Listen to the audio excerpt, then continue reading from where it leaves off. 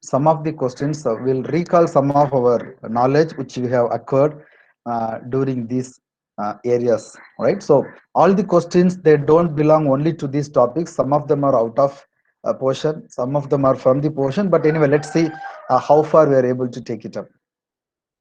So this is the first question wanted to place on you. Refer to the exhibit. There is the network diagram given to you. Which statement correctly describes how R1 will determine the best path to R2?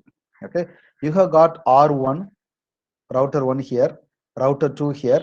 There are two different autonomous systems. They are network A and network B. Network A runs routing information protocol, might be version 1 or version 2. And then network B goes for EIGRP. Those we haven't studied about EIGRP, it is a distance vector routing protocol, an enhanced version of interior gateway routing protocol, because your IGRP has become obsolete. We have got EIGRP, enhanced interior gateway routing protocol, which is still being used in many places, right? So now the question is whether the packet will go through RIP or it will go through EIGRP is the question, right? So there are four answers. We'll read them. R1 will install RIP route using network A in its routing table because the administrative distance of RIP is higher than EIGRP. Okay. Um, we'll see the other answers. R1 will install a RIP route using network A in its routing table because the path cost from RIP is lower than EIGRP. Here it has spoken about the administrative distance. Here it talks about path cost. Okay, so you would have got a hint by this time what could be the answer. Let's read the remaining. R1 will install EIGRP route using network B in its routing table because the administrative distance of EIGRP is lower than RIP. Then R1 install EIGRP because the path cost from EIGRP is lower than RIP. Okay. Now, what is the answer, right? So first and third are having a contradiction to each other, and second and fourth are also having a contradiction to each other, right? So what is going to happen when you go for this kind of network? We have to go for the BGP. So network A and network B both are coming, both are available with you. Which one are you going to take? You will go for the least cost, right? Because administrative distance does not come into picture when you have inter autonomous system. You have to go for the path cost. So obviously the answer is going to be the third one, where okay, I put it in the other way. Okay, the administrative distance plays a major role. Okay, I'm sorry for that statement. The administrative distance plays a major role, and EHRP has got the lower administrative distance than RIP. All right, EHRP, OSPF, and all those protocols are having a better means the lower administrative distance than RIP protocol. So administrative distance is taken care, is considered, and hence the third one is taken. Now you can understand there is a slight change in the option A and option C, that in option A administrative distance of RIP is higher than AGRP.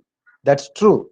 Administrative distance of RIP is higher, but higher administrative distance will not be preferred. Okay, you will always go for the lower administrative distance. That's the reason you got the third one to come into play.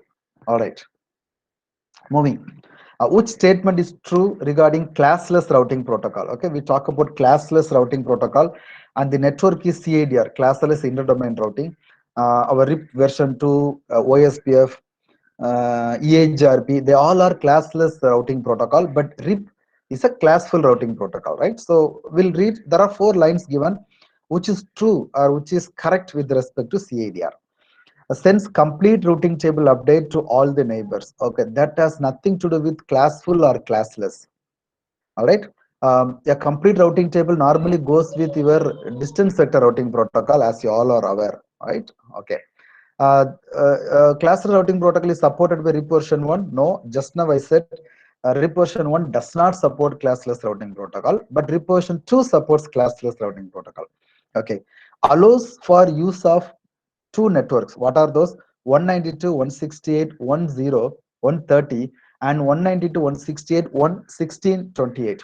Okay, you have seen a classful route network called 192.168.1.0 is the classful network that is subnetted to give 2 different networks with the mask 30 and also with the mask 28. All right, that is true with regard to classless routing protocol It supports the subnets to be included in the network. Not only the inclusion of subnet, but also discontiguous networks are supported in classless routing protocol. Okay, reduces the amount of address space available in an organization, has nothing to do with routing protocol, that is related to addressing schemes. All right, so I would go for answer C. Yes, so it allows two different subnets which are created out of a class full network to be used in the CADR, right? Okay. Which command would the network administrator issue to determine if load balancing is in effect on a router? Okay, you don't have a separate command to see that, but a specific command which will help you to know, or which will help you to view the routing table of a router, can also help you to understand whether that is load balancing. How will you do that? If you use RIP protocol for a same network, two routes will be existing if the router is exercising the load balancing. Okay, what is load balancing? To reach the same network or to reach a destination, if two paths are existing with the same preference level. What do you mean by that? Same administrative distance, same metric value. In that case, you will go for the load balancing. All right. So how can you see that? Yes, there is no explicit command, but here is a command existing on the screen that is called show IP route. Okay, that command helps you to find out the entries of routing table that will reveal if load balancing is affected or not. All right, so show IP route is the command which will help you to go for finding out the routing information and also whether load balancing is in effect. Okay, what's the purpose of a routing protocol? A very generic question. I think you guys can easily find the answer for this. It is used to build and maintain ARP table. Straight away is removed from the options list because routing protocol has nothing to do with ARP protocol. ARP is a separate protocol, address resolution protocol, but routing protocols are in layer 3, but ARP they are not in layer 3. Okay, it provides a method for segmenting and reassembly. Segmenting and reassembly happens in network layer, but not by the routing protocol, but by the routable protocol. For example, IP. Okay, IP supports segmenting and reassembly. I would not go for the second option. Okay, it allows an administrator to devise an addressing scheme for the network. It is not going to permit, or it is not going to give any access rights to the administrator, but maybe based on the routing protocol you may think about an interesting addressing scheme, and addressing scheme will lead to choosing a specific routing protocol, but not necessarily somebody should get the opinion of routing protocol for addressing scheme installment. I'm not convinced with the third one as well. Fourth one, it allows the router to share information about known networks with other routers. So the point is very clear. All right, sharing the routing information among the routers in the network, or sharing the routing information with the neighbors is the purpose of routing protocol. So fourth one is the straight away answer for this question. You will really love it if you get this kind of questions in your examinations. Okay, which of the following best?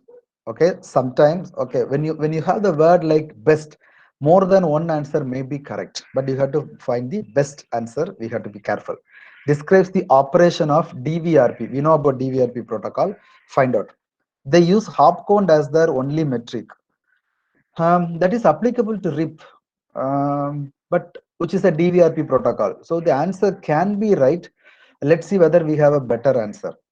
They only send out updates when a new network is added.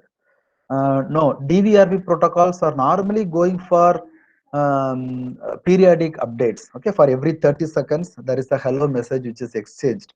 So second is okay. When a new network is added, they go for a triggered update, especially in the AHRP protocol, which is a DVRP. But let's see. They send the routing tables to directly connected neighbors. Yes, for me that seems to be right, because when you look at the distance vector routing protocols, they don't send it as a multicasting or send it across everyone. They send only to their connected networks, only to their one hop distance neighbors. That should be true. Let's see. they flood the entire network with the routing updates. No, that is done by your link state routing protocols, not by DVRP. DVRP sends the update only to its neighbors. We have also seen that.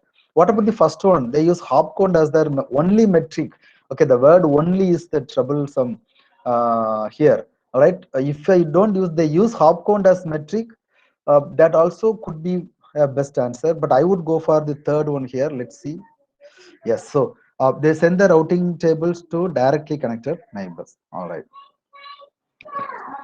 Which of the following is associated with link state routing protocol? Okay, DVRP and link state. Okay, you have got Poisson reverse, routing loops, split horizon, shortest path first, shortest path first, and other things. Okay, what is Poisson reverse? Poisson reverse is called as route poisoning. That we'll talk about the split horizon first, then we'll come to Poisson reverse. What is split horizon? When you get an update from one person, the same direction, the routing update, the same routing update will not be sent back. Okay, that is called split horizon. This is to avoid routing loop. You guys have submitted assignment also on that, if you remember that. Okay, routing loop, yes, that also happens in your distance routing protocol by misconfigured network.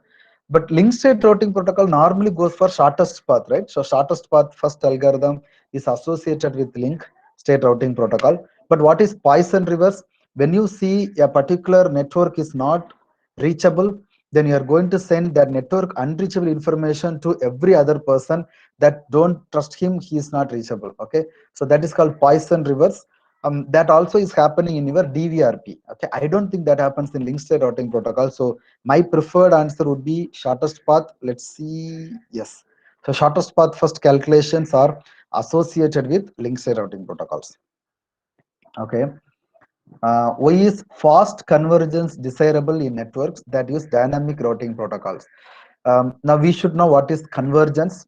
If you remember correctly, in terms of what is convergence? Convergence is a process by which all the routers in the network occur. Okay, it's a process of acquiring consistent routing information or consistent knowledge about the routes. That is called convergence. It's a process. All right. Once every routers or all the routers in the network have got the consistent routing information, then we say the network is converged. Okay, the network has converged. Right. Now, why is fast convergence? Obviously, everyone would look for fast convergence, sir, because as quick as possible, every router should have the consistent knowledge. But anyway, let's see what answers are given as options. Routers will not allow packets to be forwarded until the network has converged. Routers will not allow, no, because nobody is going to know whether every routers have been converged. Okay, so I don't think that point is valid, because I do not know about my neighbors whether he has converged or not. All right, even I do not know whether I am my router is converged. All right, so I don't think first one seems to be right. Hosts are unable to access the gateway until the network has converged. Straight away, you can straight away say no. Because network conversion has nothing to do with the connectivity between your host and your gateway. It is going to be in a single link, local link between you and the router. So networking protocol or routing protocols have no role to play in their communication. So second is straight away ruled out. Routers may make incorrect forwarding decision until the network has converged. Yes, yes, I would say yes for it, because if the network hasn't converged, the routers may have wrong information, routing information, and then they may make wrong decision in forwarding, which will lead to the routing loop as well, as you know. Okay, routers will not allow configuration changes to be made until the network has converged. This is something similar to the first answer. There is nothing called practically converged state known by every router by other routers. No, no, they are not going to know practically. But I would go for probably the third one. Routers may make incorrect forwarding decisions until the network has converged. Yes, so that's the right answer. Okay, which of the following conditions must be met? Okay, must is a very strong word here. In order for a network to have converged, okay, the routers in the network are operating with dynamic routing protocol, not necessary. The routers in the network are operating with compatible versions of iOS, No. The routers in the network are operating the same routing tables. Same routing tables. Okay. Same routing tables. I don't know. The routers in the network are operating with consistent routing knowledge. Yeah, consistent routing knowledge is the keyword to have network is converged. So I'm not comfortable with the remaining three. I would go for the fourth one. I do not know whether the answer is right, but let me check it. Yes.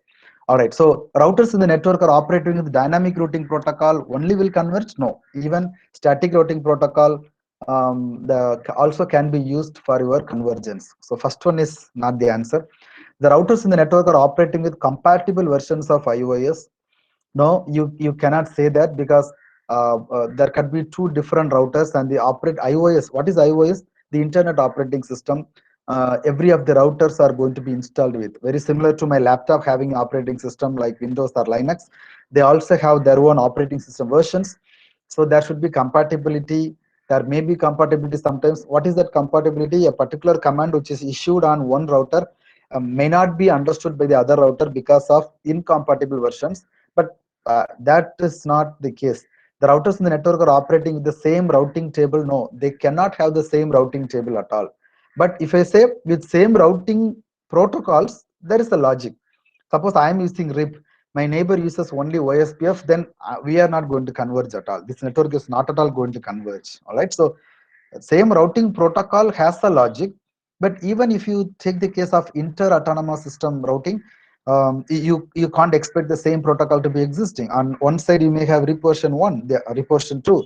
On the other hand, you may have OSPF connecting them with the border gateway protocol. So that also may not be a valid one. But when you have the fourth one, which hits on the forehead uh, for the question, all right? So the conditions are met so that they are converged. Okay. Which statement is true? Which means four statements are wrong.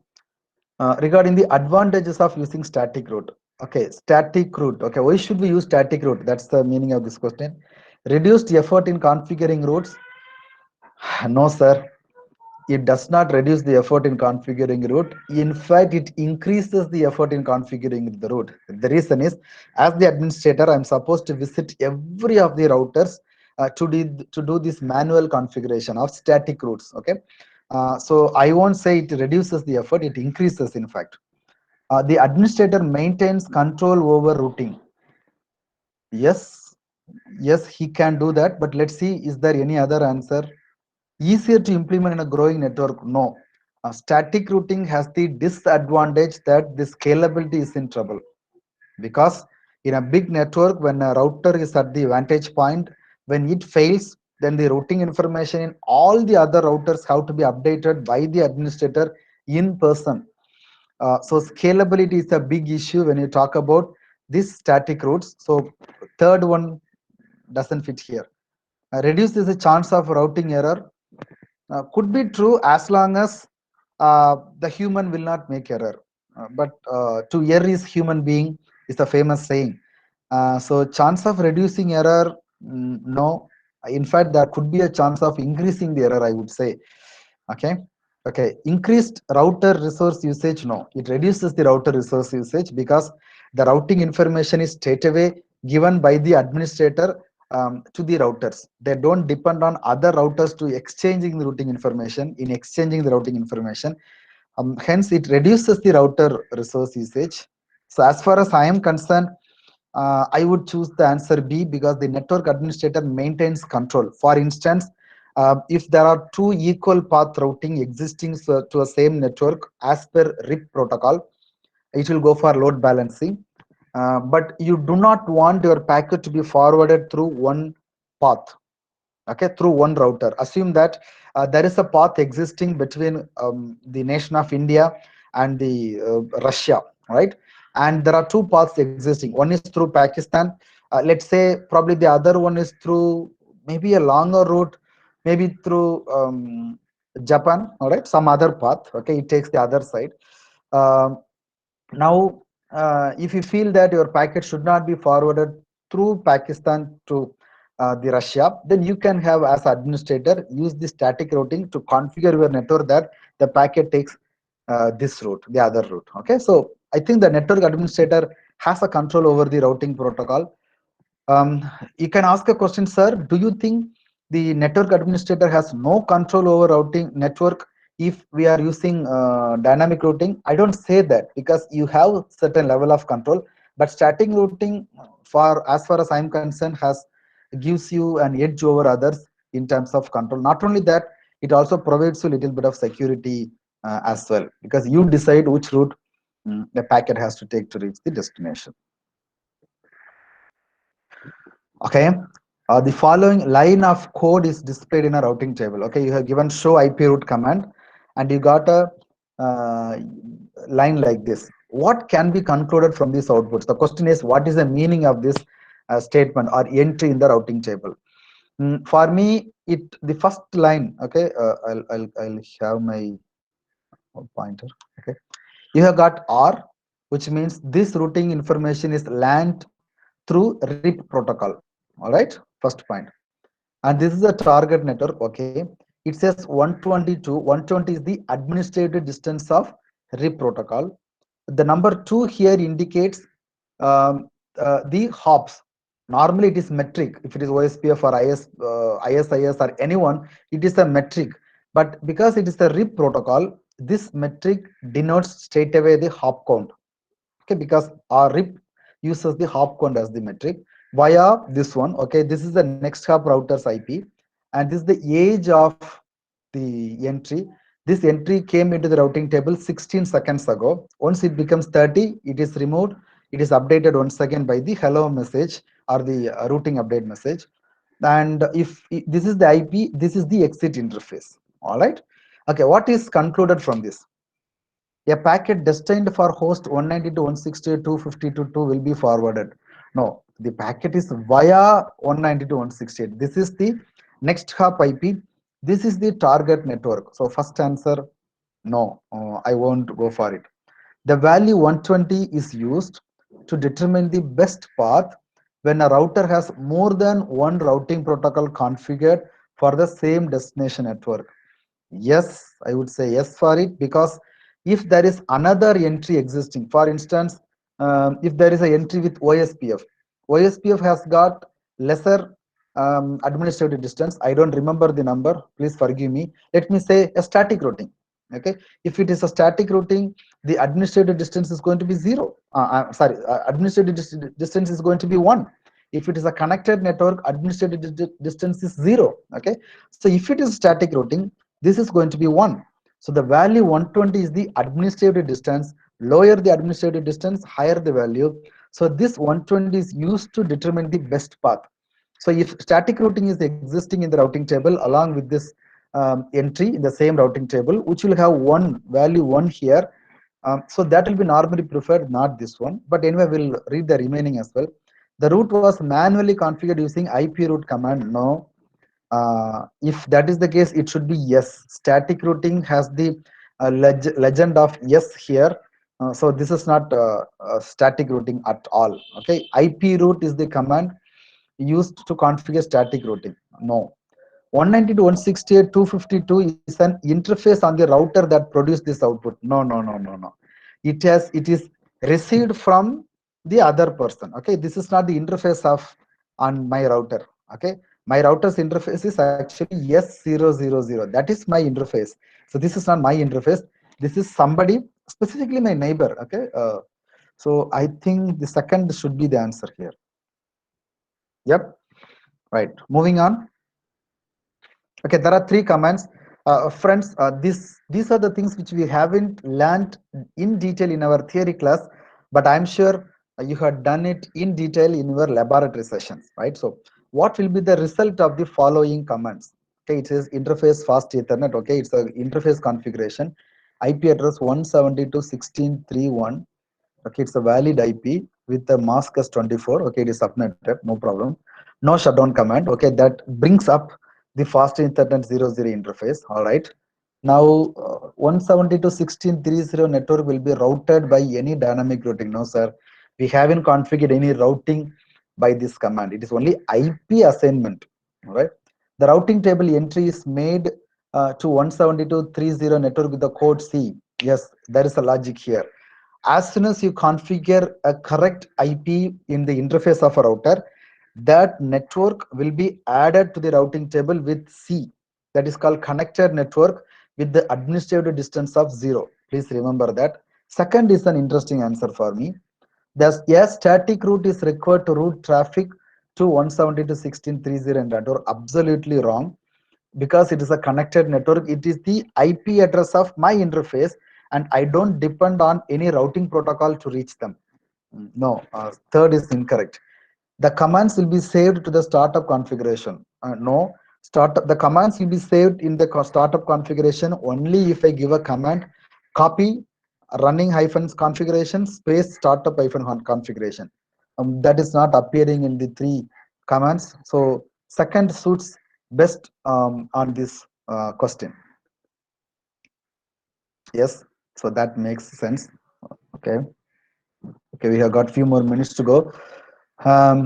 Okay, again, another simple, interesting comment. An engineer creates a static route.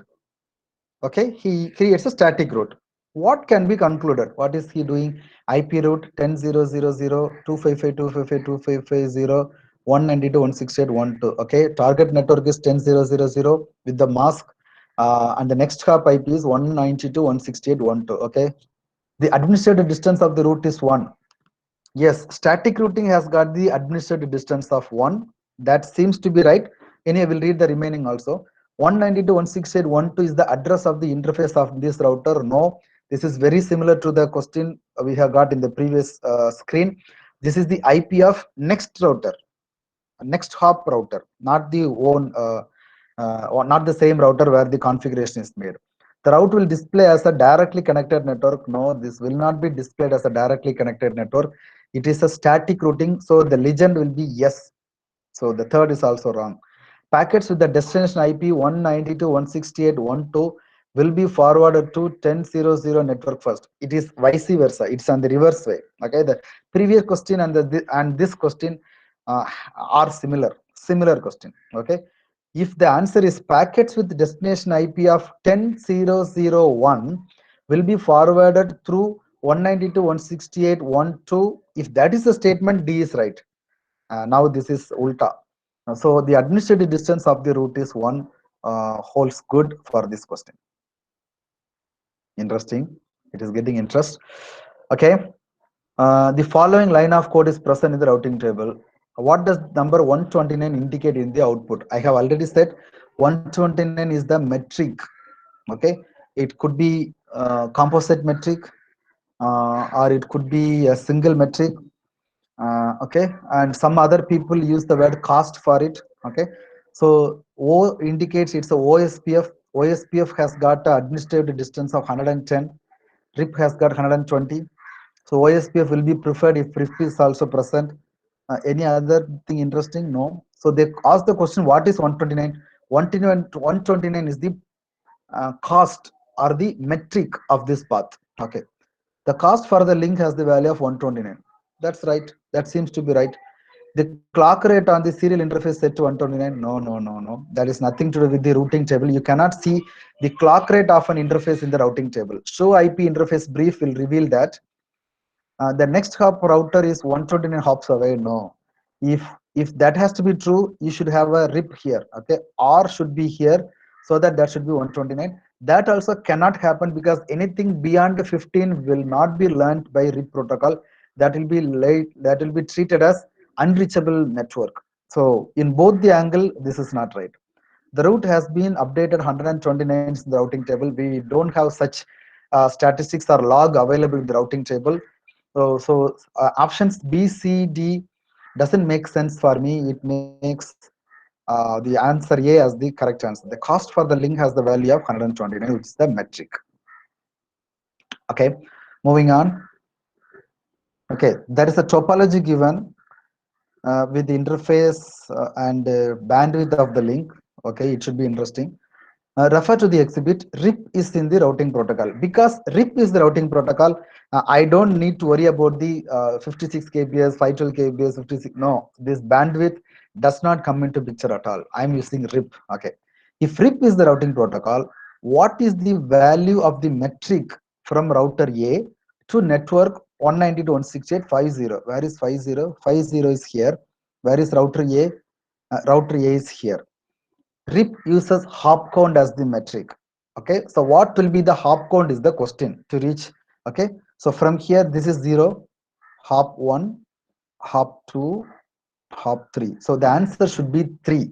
That should be the metric. You got the answer. So answer should be A here, I suppose. Right? So this is a straight question. But don't be afraid of seeing such questions. The question is, you can answer if you know RIP uses hop count as the metric. That's what is tested here, nothing else. Not a great rocket science here. Okay, a router lands two paths with equal metrics to a destination via RIP routing protocol.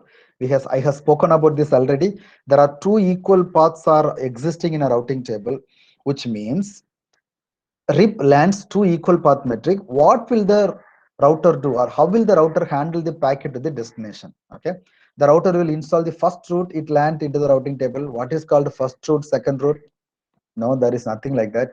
The router will install both routes. Okay, and load balance between the two. Yes. Okay, when you have the equal path, equal cost path, okay, both are preferred route, then you will go for load balancing. The router will put the first route in the router. Again, first route, backup route. No, we don't have this one, because this is available in the routing table. Okay, the router will pick the path with the higher bandwidth and will place it in the routing table. Nothing called higher bandwidth, because it says metric is equal. Could be bandwidth, could be distance or reliability, XYZ. Metric is equal. So bandwidth is not explicitly discussed here. So I would go for the second one, load balancing. All right, fine. Let's move on. We have a few more questions. When multiple routing protocols have a route to the same destination network, what determines which route is installed in the routing table? Very simple, sir. Lowest administrative distance. Okay, which is the preferred one, lowest administrative distance. Okay, that is only going to be preferred. How? It says best metric. All right. I made a mistake here. The question is what determines which route is installed in the routing table. Okay, so when you install the information in the routing table, now the best metric has to be taken. All right, the reason is when routes are available, the best metric. All right, and then administrative comes into picture to decide which is going to be taken. But how are you going to install? It's going to be best metric. I'm sorry for that. I made a mistake when I explained this. Okay. Moving on, which command would be used on router A?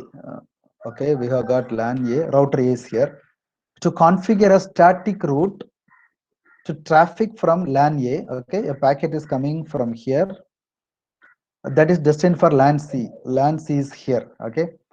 What is the command? Very simple, IP route, target network, mask, exit interface. Or IP route, target network, mask, next hop IP. Okay, so for this router, this is the next hop IP 192.168.3.2. Okay, and target network is 192.168.4.0. Now it should be IP route 192.168.4.0 should be your starting. Okay, so B and D, okay, A and C are out, are straight away removed from the options 4 and 0. Mask should be 255.255.255.0. Okay, that is same. So for B and D, it is same so far. What is the exit interface? 192.168.3.2. This is, I'm sorry, exit interface is serial, but that is not shown. You will go for the next hop IP 192.168.3.2. Where is it?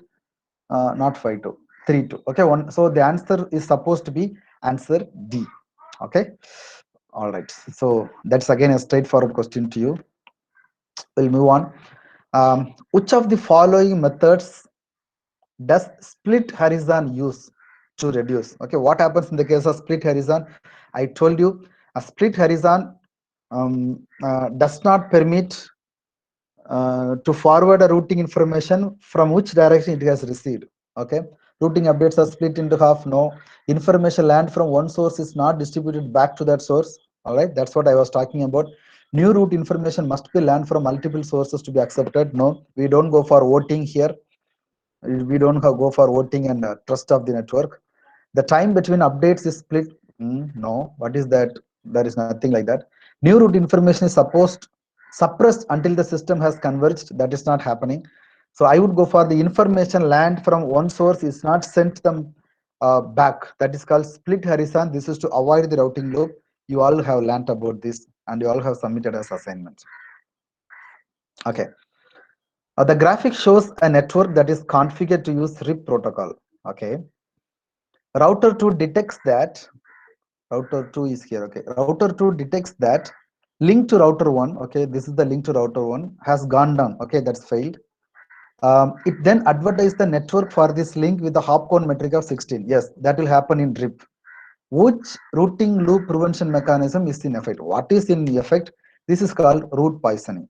Okay, it says that fellow has gone down. I have already spoken about this. It has gone down, so it advertises a infinite routing information to everyone. That's 16. If it is 16, which means that network is unreachable. So this is actually route poisoning, not error condition, not hold down timer. You know this is not split horizon. This is actually route poisoning. All right. Which statement is true regarding the function of RIP v1? Okay, function of RIP v1. Okay, updates are broadcast only when there are changes to the topology. No, there is a periodic update. Broadcast are sent to 0000. No, sir. Broadcast are normally sent to 255.255.255.255. That's the third one. Second one is totally wrong statement at all. Broadcast cannot be sent to that IP. It's not a broadcast IP at all. Only changes are included in the updates. No, it exchanges the whole routing table. Okay, so I would go for C. This is wrong. Okay, the answer should be broadcasts are sent to 255.255.255.255, not the second one.